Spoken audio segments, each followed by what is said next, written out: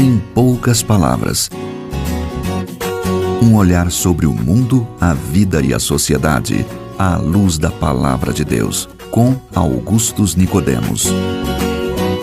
Olá, começamos agora mais um programa Em Poucas Palavras, nesta emissora e também aí no seu podcast, no Facebook, também no site da Primeira Igreja Presbiteriana de Goiânia, onde você pode acompanhar todas as edições deste programa. Inclusive, algumas pessoas perguntam ao pastor, como é que eu posso acompanhar na rádio e tal? Olha, a rádio, que às vezes é local, você não vai conseguir acompanhar, mas você pode entrar na internet e acompanhar pelos podcasts e certamente radioipb.podomatic, né? um C mudo aí no final.com.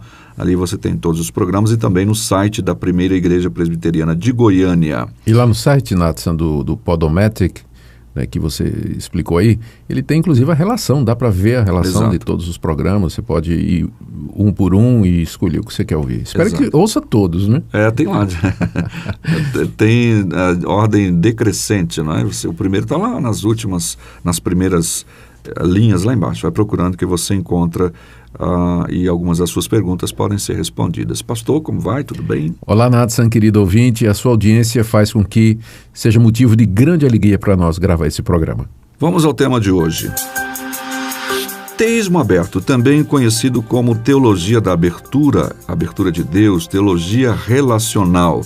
Em suma, procura tentar explicar como é que Deus age em relação à presumida capacidade humana de escolher livremente o bem ou o mal e, às vezes, pego de surpresa com alguma situação do dia a dia, do cotidiano, que não estava nos planos dele.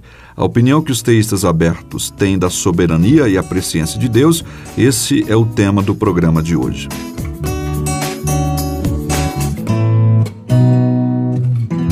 Pastor, teísmo aberto, então, o que é isso e como ela se reflete na vida diária em relação à soberania de Deus? Para que se entenda o que esse assunto tem a ver com a gente, lendo um determinado livro, percebi que o autor era um desses teístas abertos, porque num certo momento ele disse que determinadas coisas ocorrem na vida humana porque algumas destas coisas estão fora do controle de Deus e ele não pode fazer nada. Pois é, perigoso afirmar isso, né? Então. Pois é. Nathan, os teístas abertos, eles dizem que Deus não é onisciente, ou seja, Deus não conhece o futuro, porque o futuro ainda não aconteceu. Deus só conhece aquilo que acontece. O que vai acontecer foge ao conhecimento de Deus. E Deus, no seu relacionamento com os homens, limitou-se. Ele abriu mão da sua onipotência, da sua capacidade de fazer tudo o que deseja, de ter tudo o que ele quer, para que o relacionamento com o homem fosse significativo. Isso é o que eles dizem. Eles estão querendo dar uma resposta para a seguinte questão. Se o homem é livre, ele tem livre-arbítrio completo, né, liberdade libertária completa e perfeita, Deus não pode ter determinado absolutamente nada. Porque se Deus determinou alguma coisa, então aquela coisa já não é mais aberta. Não é? Ela é imutável e inflexível. Exatamente porque Deus não determinou nada, Deus não decretou o futuro, então o futuro está aberto, tudo pode acontecer. E o que vai decidir o futuro são as decisões humanas. E nesse sentido, Deus age juntamente com um homem construindo o futuro. Deus vai se amoldando às decisões humanas, Deus vai alterando a sua vontade, seu propósito e o seu querer, de forma que o homem, junto com Deus, constrói o futuro. Então, essa é a proposta dos teístas abertos, né? Eles são chamados de teístas abertos, ou teologia da abertura de Deus, exatamente por isso, porque o futuro está aberto, o futuro não está determinado. Agora, há um raciocínio por detrás dessa ideia que é muito interessante, Nathan. E quem eu vi desenvolvendo esse conceito aqui no Brasil pela primeira vez foi exatamente o pastor Ricardo Gondim. Exato. O Gondim argumentava mais ou menos assim, e eu creio que ele estava sendo bastante coerente. Ele disse assim: se Deus sabe o que é que eu vou fazer daqui a 10 segundos, então eu não sou livre. Se Deus sabe que ao entrar naquela sorveteria eu vou escolher um sorvete de açaí, Então essa decisão já está fixa. Não é que Deus determinou. Ele sabe que essa vai ser a minha decisão. Então ela não pode ser alterada mais. O que os teístas abertos então fizeram foi levar a doutrina do livre-arbítrio e da liberdade do homem à sua consequência lógica. Porque se Deus sabe o que é que eu vou fazer, então eu não sou livre. Então a opção, já que eles não querem negar o livre-arbítrio e a liberdade que o homem tem de escolher o que ele quiser, então eles preferiram esvaziar Deus da onisciência. Deus não sabe o que é que eu vou fazer. O Gondim disse isso por ocasião daquele tsunami que invadiu ou que afetou a Ásia alguns anos passados, que foi uma tragédia, não é, inominável. Exato. Muitas pessoas morreram.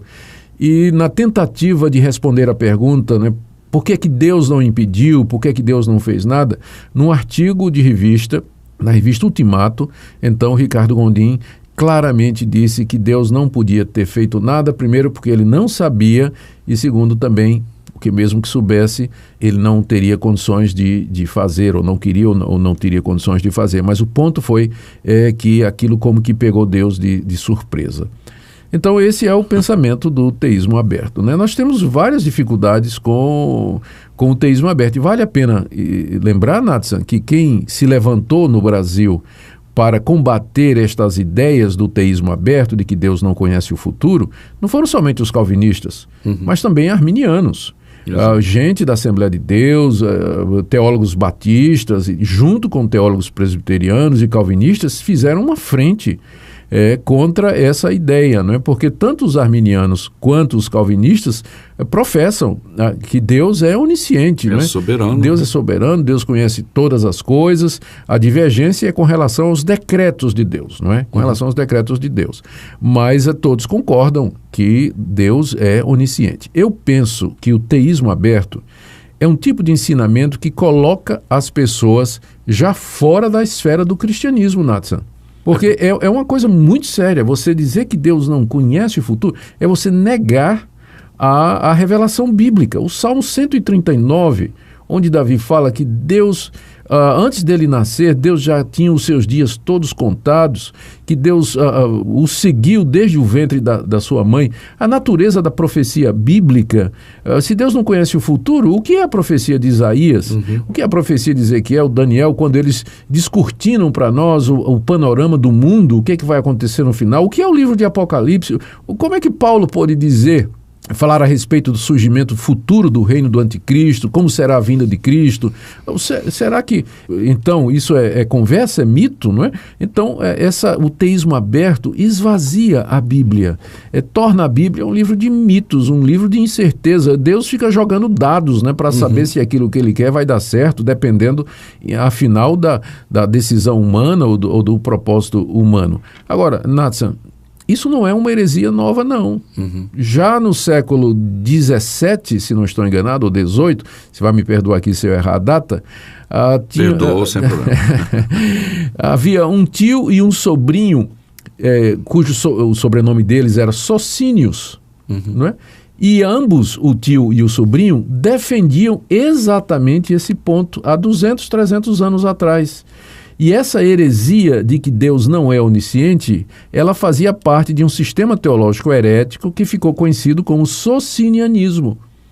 Então, hoje, o socinianismo ressurge nos livros destes teólogos modernos que agora receberam esse nome de teístas abertos ou teólogos relacionais, não é? Eles são chamados de teólogos relacionais porque eles argumentam da seguinte maneira: para que Deus possa se relacionar verdadeiramente com a gente, então ele não pode nos manipular, não pode saber o que é que nós vamos fazer e muito menos decretar o futuro. Juntos, nessa relação de intimidade e parceria, homem e Deus constroem o futuro. Por isso que essa teologia ela é chamada de teologia relacional. Ela diz que isso faz mais justiça a Deus. Ela diz que se explica passagens bíblicas em que Deus se arrepende, que Deus muda de ideia, não é? Deus vai se ajustando às decisões humanas, corrigindo rumos, não é? Ora, é evidente que quando a Bíblia diz que Deus se arrepende, isso é uma maneira antropomórfica, antropopática de se referir a Deus, desculpa aqui o adjetivo, né? Significa simplesmente que a Bíblia está usando uma linguagem que o homem possa compreender, falando de Deus como se ele fosse homem. Tipo assim, o braço do Senhor não está encolhido, os olhos de Deus estão em toda parte. Deus não tem braço, Deus não tem olho, mas é uma figura humana, é uma linguagem humana para que a gente possa entender, não é? Então, no final, o teísmo aberto é uma heresia perigosa, ela diminui Deus e ela coloca o homem no centro do universo.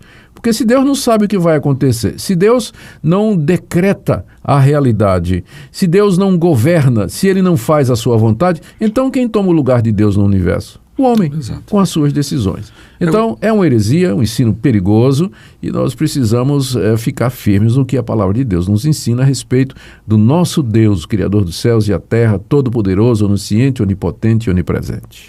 Essas questões que ocorrem no mundo, como foi citado até pela questão do Ricardo Gondim, dos eventos como catástrofes e tantas outras coisas, nós já falamos até num dos programas, que é um completo desconhecimento da questão escatológica, né? Que a Bíblia destaca essas questões como parte do juízo de Deus. Como parte do juízo de Deus sobre está lá no sermão escatológico de Jesus, na ação correta. Então, é desconhecimento da Bíblia, portanto, na verdade.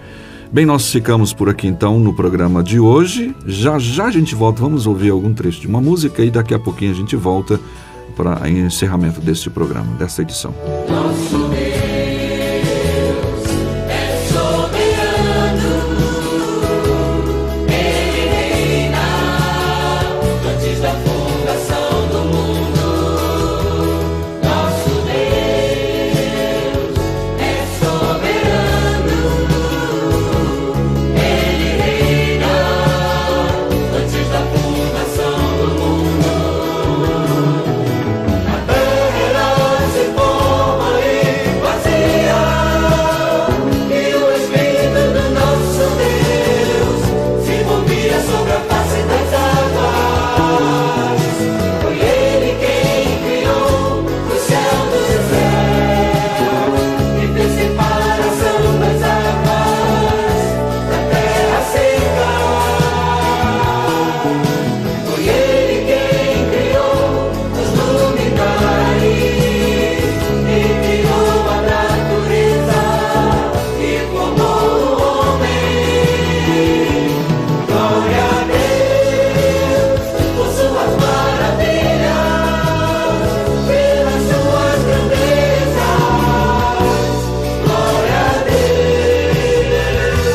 Glória a Deus por suas maravilhas, pelas suas grandezas.